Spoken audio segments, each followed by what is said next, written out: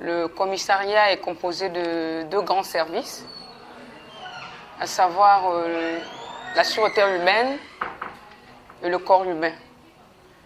La sûreté urbaine s'occupe des enquêtes, donc on va dire du judiciaire, et le corps urbain s'occupe de la voie publique, donc la régulation et autres.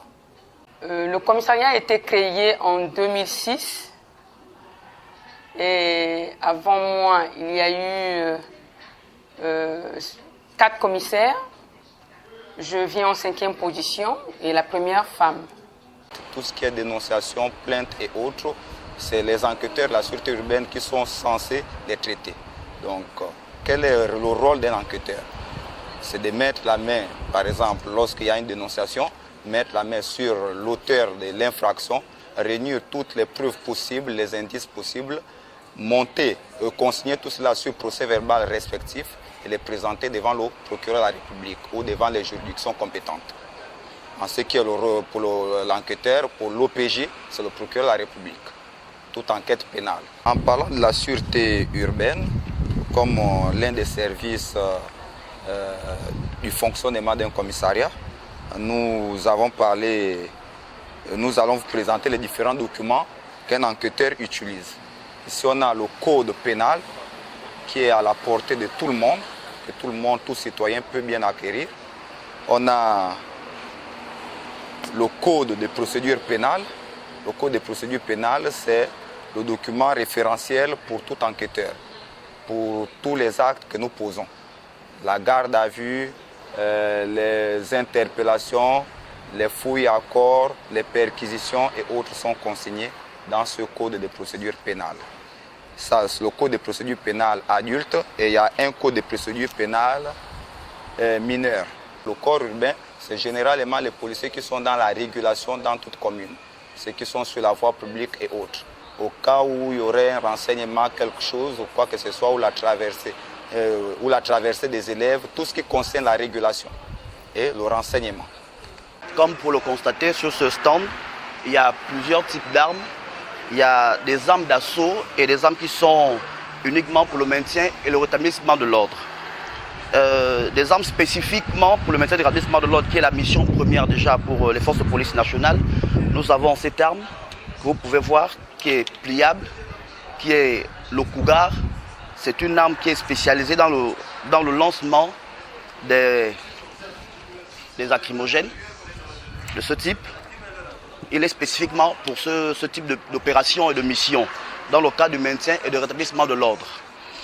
Alors, vous avez ici cette arme qui est appelée le FAMAS de type F1, qui est une arme d'épaule, mais qui peut se transformer également aussi pour le maintien et le rétablissement de l'ordre lorsque nous pouvons emboîter cet accessoire que nous appelons l'embout, que nous pouvons emboîter juste ici, qui devient également une arme de lance pour les bombes lacrymogènes.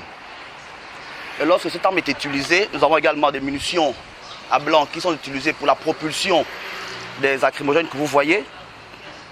Et il dégage juste une pression pour dégager lacrymogène.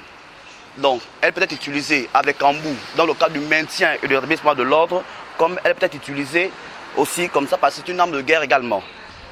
Vous avez aussi cette arme qui est un fusil à pompe qui a un chargeur ici qui contient 5 munitions qui peut être utilisé simplement comme il se présente, mais qui peut se transformer en un propulseur de bombes lacrymogènes. Donc lorsque nous emboîtons, vous voyez bien que ça change légèrement d'aspect. Donc nous pouvons emboîter ce type d'accessoire pour disperser les populations.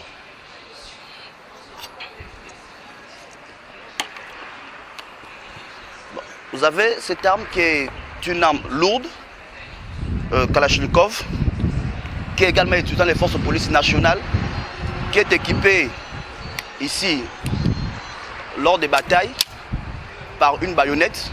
Au cas où vous n'êtes plus muni de munitions, vous pouvez, dans le type de corps à corps, l'utiliser pour vous défendre.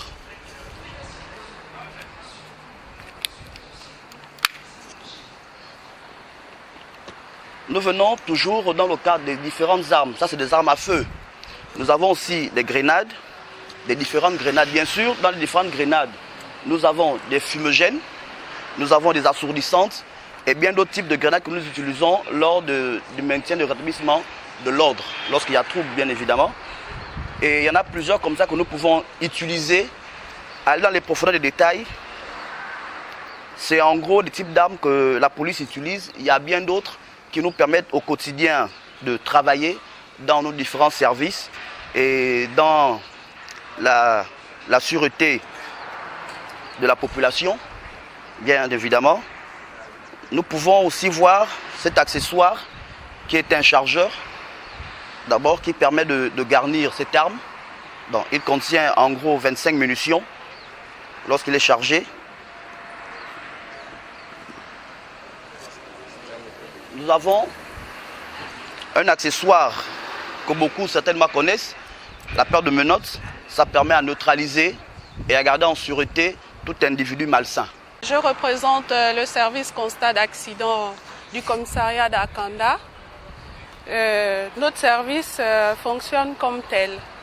Lorsque nous sommes saisis téléphoniquement, on se rend sur le terrain, on identifie les véhicules accidentés. Lorsqu'on arrive sur le terrain, on balise le lieu de l'accident. Ici, vous avez les panneaux de signalisation.